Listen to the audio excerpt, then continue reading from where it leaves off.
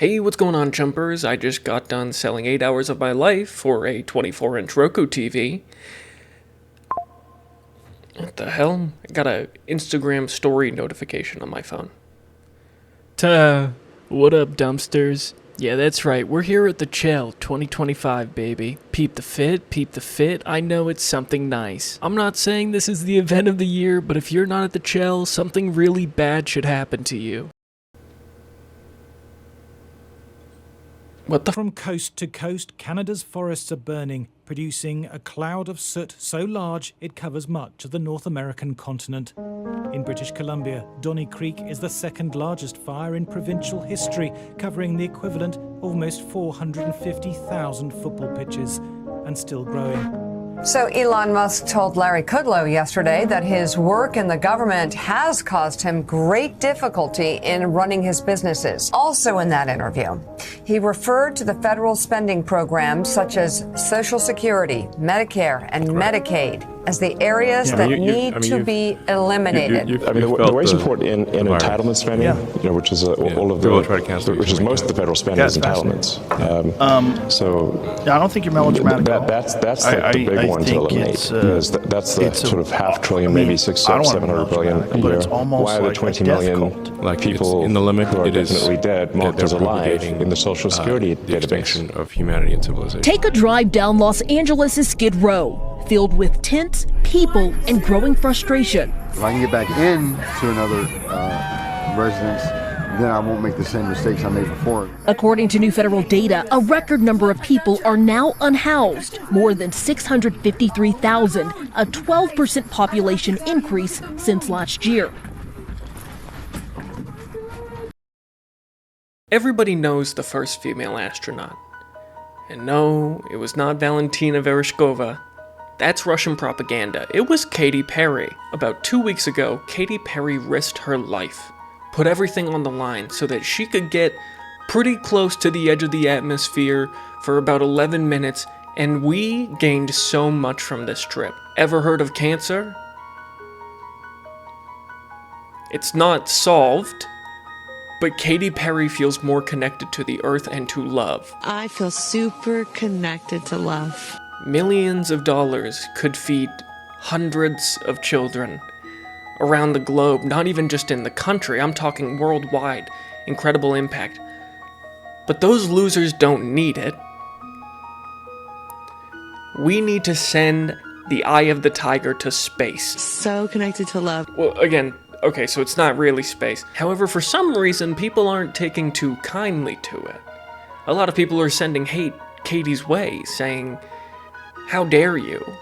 How dare you be the first woman to go to space?" And there's no other reason that we're criticizing this action. I think that's what they're saying. I think that's the critique. They're asking her why she isn't making music, because people love the new Katy Perry songs. And in response, Katy stood up to the hate, getting on stage in her Mexico City show wearing a full space costume and asking the audience, "Has anyone ever called your dreams crazy?" Because that's what everybody was criticizing. When you're a millionaire, people only ever expect you to make money. And it's sad, because you can also use that money to go to space. Now, I know what you may be thinking. It's very silly for a multimillionaire to clap back at people criticizing them for spending millions of dollars on an 11-minute space flight, when realistically, there are actual problems in the world. But what you're not getting is she has so much money. And you have dreams too, right? Do you have dreams? Do people still dream? I'm not sure. Now that I think about it, it's pretty bad. Now listen, I'm not against women empowerment. It's a women's world, and we are only living in it. You may not know that, but it is a Katy Perry reference. However, that's not what we're really upset about. What we're upset about is that you got together with fucking Dr. Evil. You got together with the guy who's making his workers pee into bottles on the road because they're not allowed to take bathroom breaks to take a 10-minute little vacay up to space. And then afterward be like, "Oh my god, Mother Nature. I am so connected to love. Please buy more Amazon products to feel connected to love." I'm glad that you felt connected to love. I'm glad that she made it back safe. Okay? And honestly, if we lost her on the Blue Origin flight, we would not have any more of her albums to listen to, because we've been listening to the new ones. And I'll take it easy on Katy Perry, okay? I'm done. I'm sorry, Katy. Mostly because a lot of other people are guilty of the same thing. Really, anybody after their bank account hits a certain amount of zeros essentially becomes like a parasitic worm.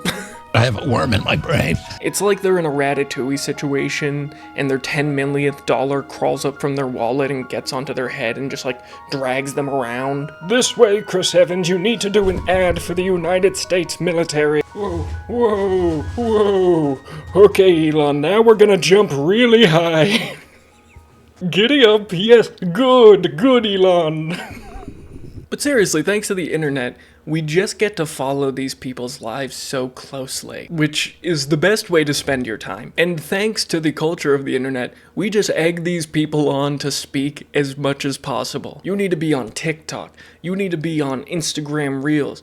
You need to be on podcasts. You need to be on Poop. Get on Poop. You need to get on Poop. Dungo has requested the rights to your life story for a biopic. Snookle Duty wants to do a collab meal with you. And of course, these people make a shit ton more money from doing these things that it just makes sense for them to do them more. Take, for example, Bill Gates' daughter. Phoebe Gates, obviously daughter to Bill Gates, has recently started a podcast. Now, I know what you may be thinking.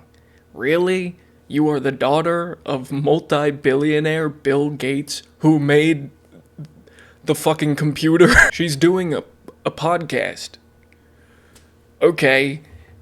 Sounds like a pretty bad situation. Sounds a bit burnt out. Well, wouldn't you know it? That's right, it's the name of the fucking podcast. I would try to sum it up for you, but I feel like the description of the channel is going to give you everything that you need. As former roommates and now business partners, Phoebe Gates and Sophia Kiani share their experience as startup founders and the complexities of being young professionals, from financial literacy, social impact, and navigating networking. Ever been hit on through LinkedIn? I can't say that I have. Okay, maybe I do need to listen to this. With exclusive access to top experts, they offer an inside look at their chaotic lives alongside career insights from their network of thought leaders. Watch the burnouts pursue their dreams while trying to keep their lives from going up in flames. Will they burn out? We'll find out. Now, of course, Phoebe wants to make it abundantly clear that she is not going to follow into the footsteps of her father. She is going to separate her career, okay? She's doing all of this on her own. And obviously, starting your own podcast is very hard. I mean, for the most part, it's just going to be you and your co-host for the first couple shows until you gain enough notoriety, until you can get on a big guest. I'm Kris Jenner, and this is The Burnouts. Hi, Chris, and welcome to The Burnouts. We are... What episode is this? Okay, that's episode 2. Kris Jenner was on episode 2. Now listen, I'm typically the first person to shit on the shitty podcast and call it shitty, okay? But that's not the reason why I want to talk about this podcast. One specific clip from this podcast really kind of got the gears going into my head of like, oh, they don't fucking know what it's like. Oh, they're on a different plane of existence than like you or I or anybody that you know. Allow me to share. Now, to preface, Phoebe is going into this conversation talking about Microsoft, but Phoebe is talking about how Microsoft failed over and over and over again until it finally worked out for her father. Her co-host Sophia follows up with this statement. A lot of times I think of things through the lens of there's no sunken cost. It's easy to look back and think we studied these different subjects, law, human biology, that now don't really necessarily relate exactly to what we're working on when it comes to fashion tech. And I think it's also important for people to realize you can always change direction. Like you can always immediately decide to do something completely different than what you're doing at that current moment. Really, like the results that we're seeing, and this is not just true for business, but any career you're in, it is just the result of habits. And I really think like some of the traction we're now seeing with our product is really just the result of our habits. It's the result of loving your work, waking up early, working till damn late on this company because you love it. It's not work-life balance if this is your life and you really enjoy it. Like, it has to be fun, and you have to have the habits built around that.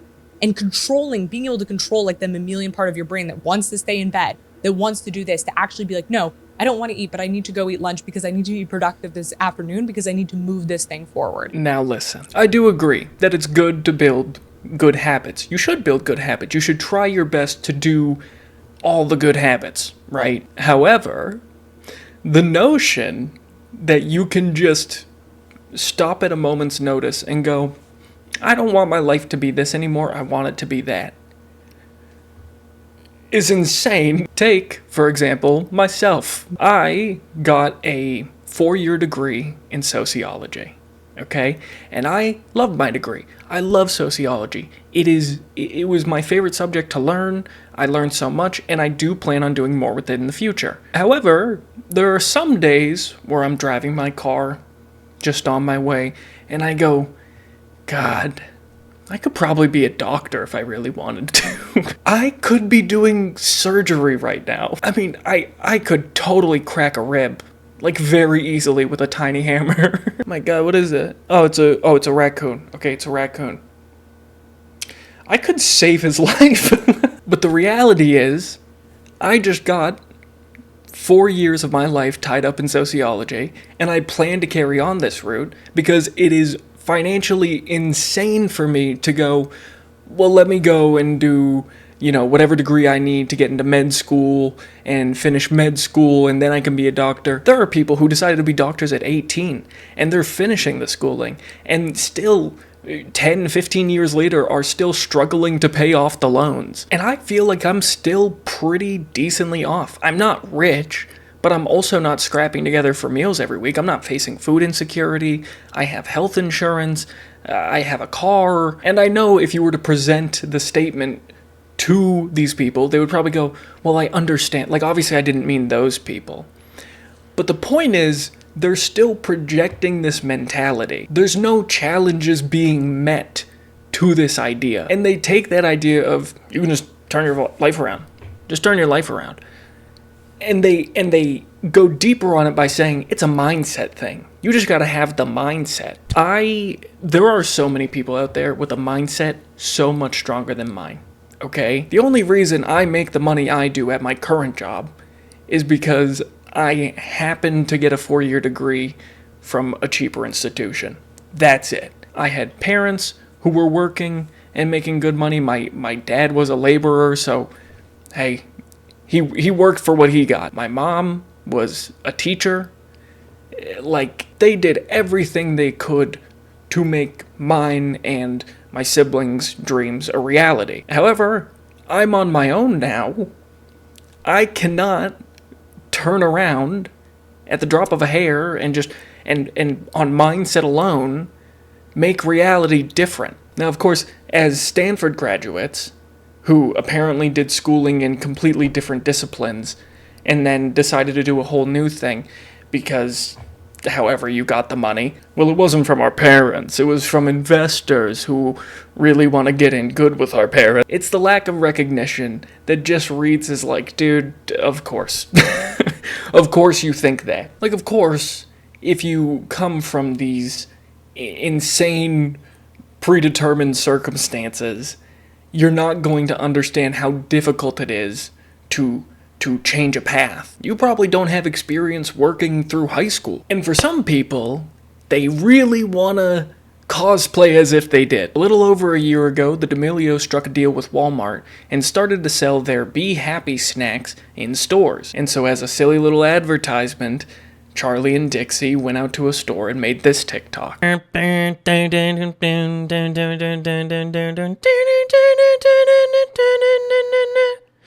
I can lift you up. I can show you by the mind of me and make you where you wanna see. You can be my love.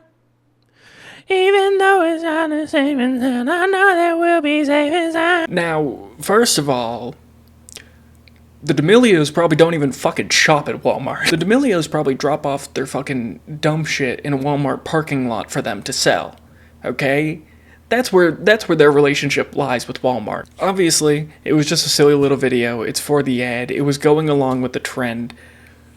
But the Damelio's doing it as an advertisement specifically just felt weird. Like, there is probably somebody in that same Walmart who's clocking like 40 hours a week there, probably 20 hours a week at another job just to pay rent.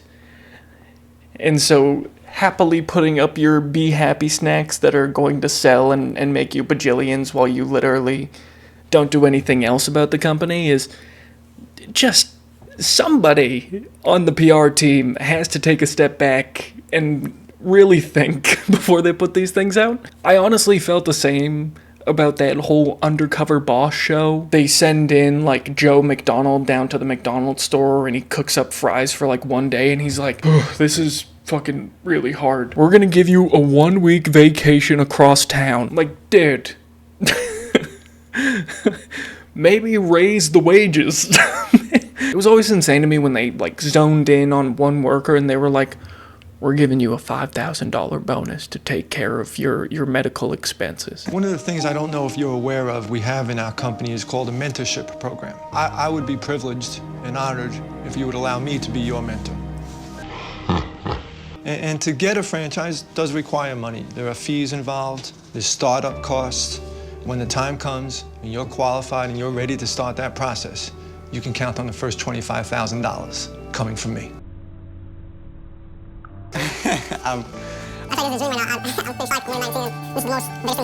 Like, that's great, dude. That's awesome.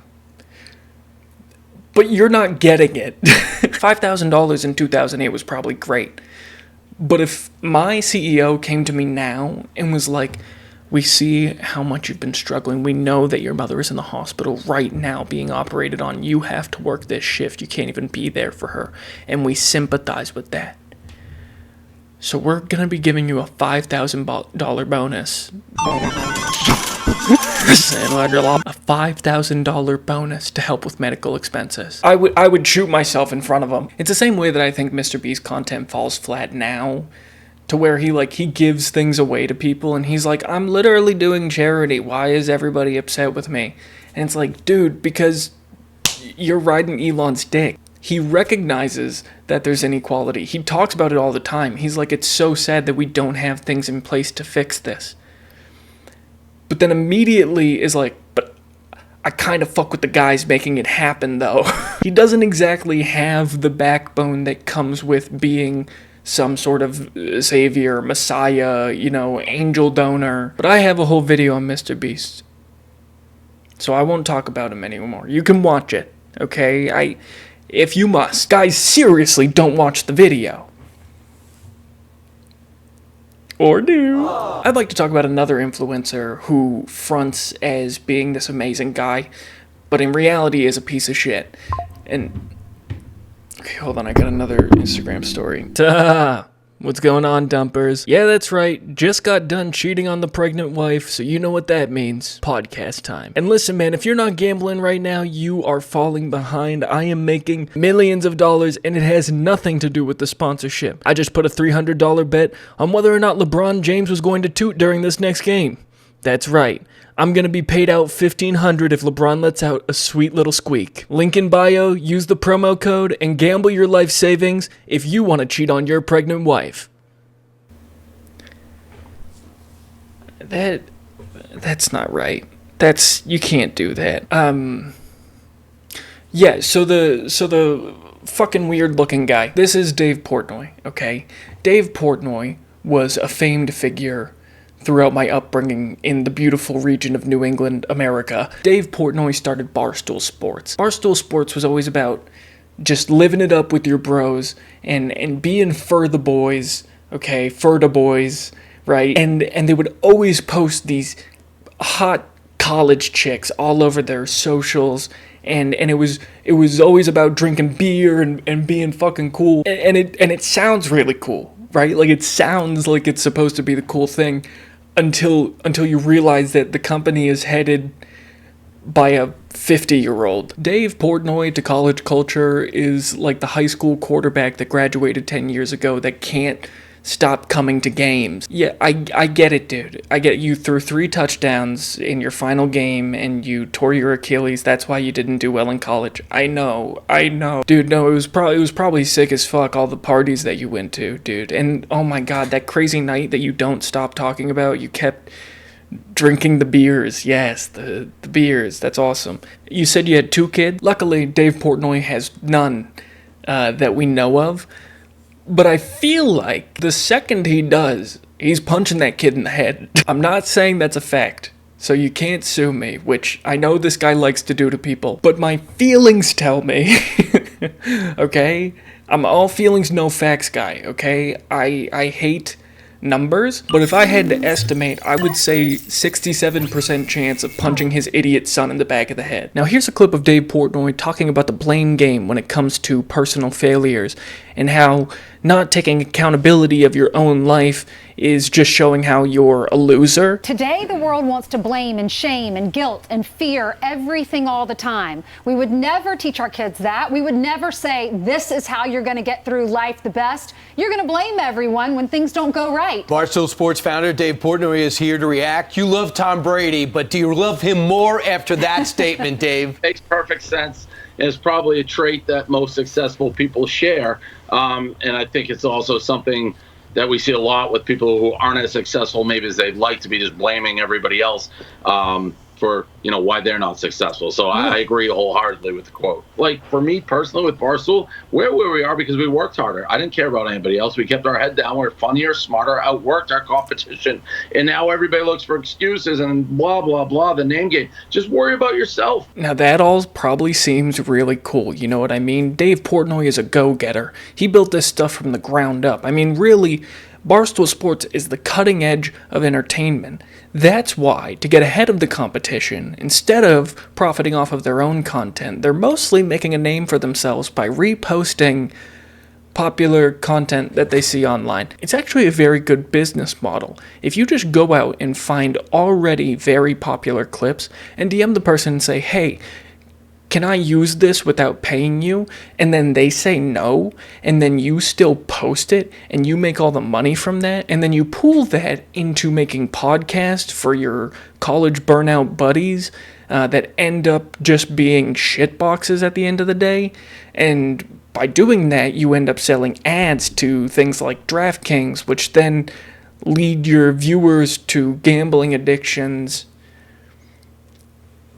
That's a really fucked up business model. Oh my god, that's bad. Oh my fucking god, that's so bad. Oh my fucking god, that's so bad. Wait, why would you do that? Why would you enable gambling addicts to make yourself more money? Oh, am I kidding? We're talking about ethical situations and the guy who's 48 dating 23-year-olds.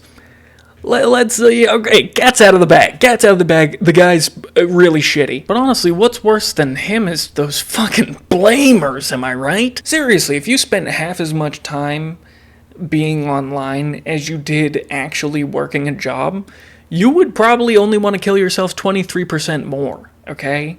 But you'd have about $300 more a week. I'm joking, guys. I fucking hate that guy. This is the first time I think I've ever spoken about him.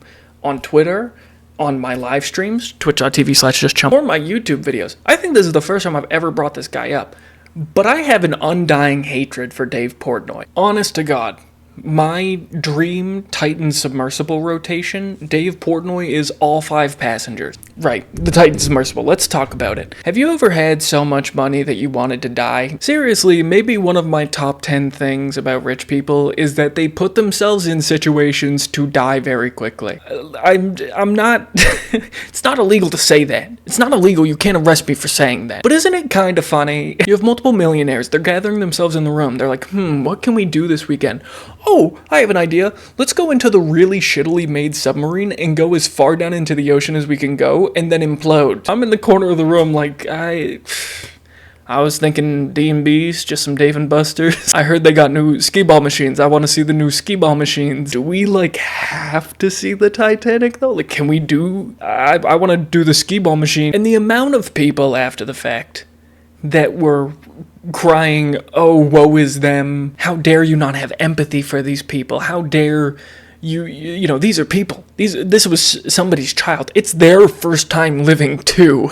I don't care. Inversely, when you make that much money, I can't relate to you.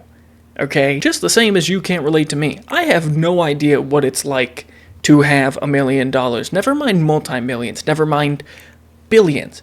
That's not something that I deal with in my day-to-day life. If you have that much money, you could fucking live forever. Like, you could. I'm hyperbolizing, but you know what I mean? Like, you could just be the healthiest person alive. Why did you take your son's blood and put it in your body? So we did the world's first tri-generational plasma exchange, and now I have the title Blood Boy. It's people with billions of dollars who could literally have, like, a personal trainer, a personal gym, a personal chef, the finest groceries. Dude, if I was rich, waiter, I would like you to bring out the whole Trader Joe. Give me Joe. And instead they make these stupid ass decisions like, hey, let's put all this money into this shitty submarine that's controlled by an outdated video game controller. Yeah, dude, I don't care that it happened. And the same thing goes with a certain, you know, Luigi Mangione, right? I don't care that healthcare CEO died, because that guy has decided the lives of millions of people. He was looking at the stat sheet and was like, God, not enough people are dying for this business to be profitable. Or as profitable as we want to. It's already fucking uber profitable, but I don't have a 17th house yet. You know, like, that's not how profitable. So we need more people to die for me to be more profitable. So yeah, I don't care if he had a wife. I don't care if he had kids. I don't care if he was a fucking priest. I don't care if he saved a bus full of kids, okay? All the other decisions in his life easily outweigh anything that could happen to him. I think the most humane thing that happened to that guy was being kissed in the head. And so on when it comes to these uber rich assholes. I don't care what happens in their life. I really don't. I don't care what happens to them. I don't care about the untimely death of a billionaire. I don't care about any travesty or hardship. I don't care about them. And I never will. Because they don't give a fuck about me. They're not sending me flowers. They're not paying for my hospital bills. They're not paying for my mom's medical care. This is the first time I'm talking about this on the internet. My mother has multiple sclerosis. She has this chronic disease. Basically, the medication that she needs to function throughout her day-to-day, annual cost of it, so yearly, without health insurance, would be $52,000 to $92,000 per year. Okay? We are so lucky that my father works in a union that has fought for better health care coverage, because without that, dude, $52,000 a year at the low range to function as anybody else does in society. Not even that, just to slow down progression of the disease. That's fucking sickening. And there's people in this country who have to just face that cost, who can't get insured. And you want me to care that a healthcare CEO died. You want me to care about Katy Perry's 11-minute, little flight to the atmosphere. You want me to give a fuck about 5 multimillionaires dying in a submarine because they wanted to see the Titanic. Are we on the same planet? There's people in Amazon factories that are passing out from exhaustion. Okay? No, I don't think it's cute that you're pretending to be a fucking Walmart worker. You can't watch a basketball game. You can't listen to sports podcasts without hearing about these gambling advertisements that Dave Portnoy and many other of these influencers do. And the result is a bunch of people with gambling addictions that they did not have before, or people with gambling addictions who are relapsing because you people get paid to not shut the fuck up about it. But thank God you put out the disclaimer, call 1-800-GAMBLING, and you'll have a hotline for the addiction. Do you think it matters? Gambling addictions literally cost people their lives. Like, it seems like this addiction that's like, it's so silly, whatever, but people fucking get into it. People really get into it. And when it comes to things like being an alcoholic, right? yes, that costs health, and, it can tear somebody down, and it can be financial burden, and it can cause people to lose their jobs and so on. But a gambling addiction just runs straight for the source. It goes straight for your pockets. And hey, listen, when you fall flat on your ass because you've been pushed over and over again how you need to gamble and how it's so cool and it's so funny doing a crazy parlay and whatever, and you're at your rock bottom, I need you to know that Dave Portnoy thinks you are a loser for blaming him for having that advertisement on his podcast. You're a loser, that's all it is. It's nobody else's fault. Don't avert your eyes to the giant advertisement behind me. They don't get what it's like to have to live paycheck to paycheck, to wonder if you're going to be paying rent this month, to wonder if you had a medical emergency right now, if you'd be able to cover that. They don't actually understand what a real struggle is. And they might have before. They might have come from nothing. I understand. But to a certain point, you live 5 years in this rich bubble, 10 years, 15, 20, and so on. You completely detach from that. I can't tell you what it's like to have the joy of being in a sandbox and shitting my pants right now. I can't tell you. Partially because I was a fucking baby when it happened. So if you experience hardship, if you're going through being broke, if you're facing massive inequalities because of your skin color, your sexual orientation, your, gender and gender expression, anything like that, I am constantly going to be in your corner. Okay? These people want so badly to appear as the underdog. You know what I mean? I started from nothing. I had nothing. My parents didn't help me. When people critique me for taking a 10-minute flight into space, it's because I'm a woman, not because I'm a millionaire. When people are saying that it's okay that I died, that's sickening. That's evil. I'm sure that's what they're saying after they're dead. When in reality, most of this money could do anything that you wanted to, okay? Your money could have kept you out of that submersible, all right? That money could have probably hid the fact that you took that space flight. That money probably could have kept your company running with just normal advertisements. That money is preventing you from having to do a shitty advertisement for your new product in Walmart, okay? It's not, but it's the need and desire to feel relatable, because that is what's selling these days. We have social media. We could find somebody who lives a very similar life to us and become a fan of them and follow them, and until their money goes up and they no longer become relatable. It happens all the time.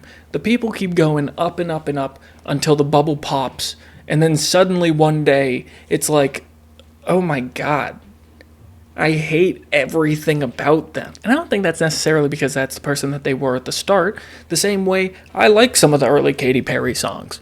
You know what I mean? I think Charli doing her little dances is great.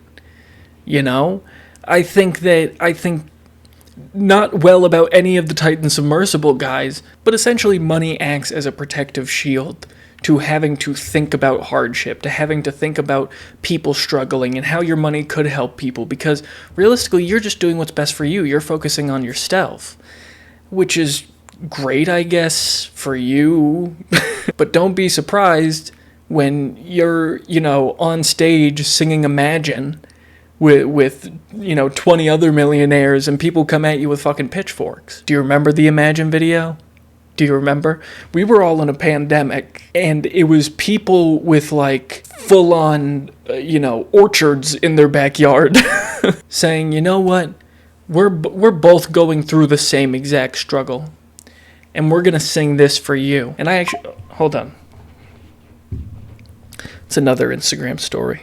So I know I've been hearing that there are people who are struggling to pay for meals for themselves, being so hungry, or not me, but some people being hungry. I was eating it was a chili sirloin. It was actually the Speakers performing Cheeseburger in Paradise by Jimmy Buffett. Sing it along with all of you if you would not mind. Tried to amend my carnivorous habits, made it nearly 70 days. I'd have these wonderful dreams some kind of sensuous treat, cheeseburger in paradise, heaven on earth with an onion slice. I'm just a cheeseburger in paradise.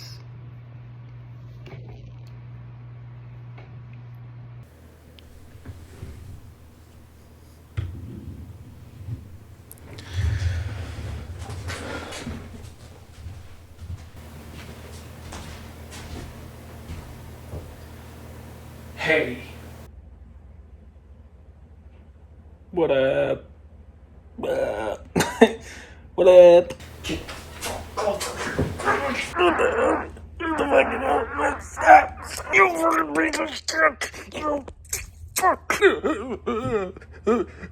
You can be on my podcast. Wait, really? Yeah. If you want, dude. I don't know. Oh, dude, that's so awesome.